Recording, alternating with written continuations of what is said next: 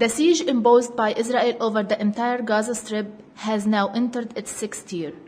Most of the population enduring the stifling effects of the blockade are children, and 2/3 of the population are UN-registered refugees. If things are bleak now, the latest United Nations report indicates that Gaza will be unlivable by 2020. Water resources are one of the most ominous threats to the current and long-term health and well-being of the Palestinians of Gaza.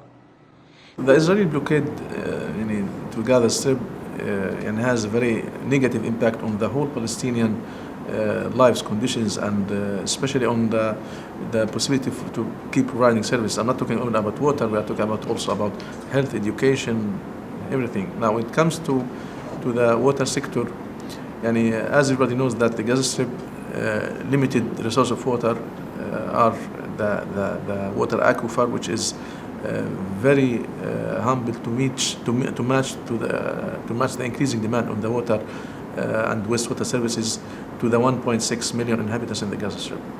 So by the end of last century, it has been recognized the need to start the implementation of a major investment program, which was estimated to be at around $2 billion.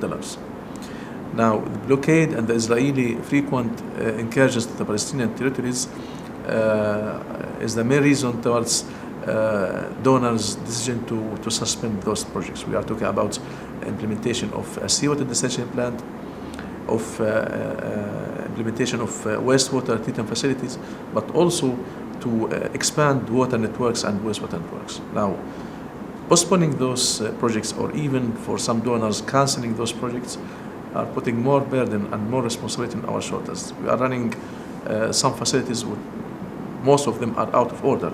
They need to be replaced, some of them, and need to be rehabilitated to others. This led to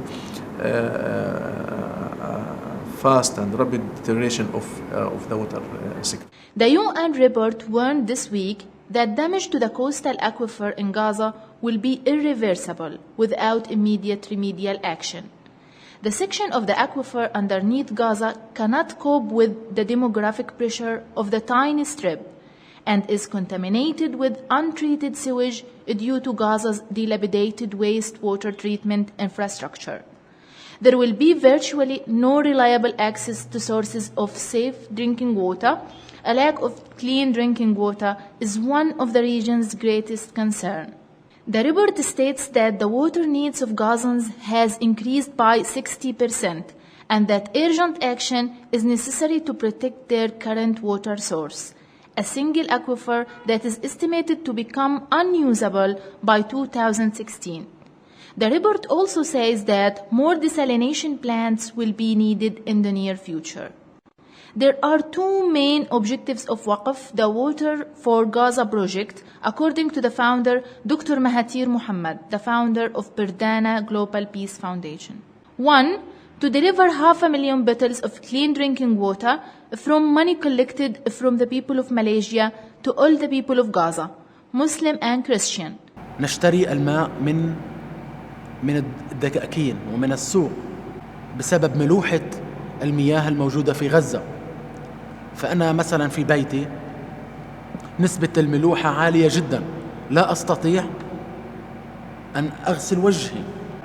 هذا إشي مهم جدا، إنه هم بيقوموا بعدم التمييز بين المسلم والمسيحي في المساعدة، وهذه هي رسالة الإنسان. They are delivered to mosques, Christian church, hospitals, foundations, farmers, fishermen, orphanages families living on the border area, poor areas, and directly to families in need of support. أنا اسمي نور في الصف السادس في معهد الأمل للأيتام. أنا اليوم بدي أحكي لكم عن المية اللي كنا نستخدمها، إنها مالحة ومش نظيفة كتير، ولما إحنا نشربها بنحبش طعمها كتير، وهذه المية أفضل بكتير، ويعني إحنا إذا شربناها بتكون أحلى بكتير. الفلترة هي بتنقي الجسم من الشوائب الوسخة يعني، وبتنظف إيش الكلى من الأشياء يعني الحصو وساخة إشي بعض.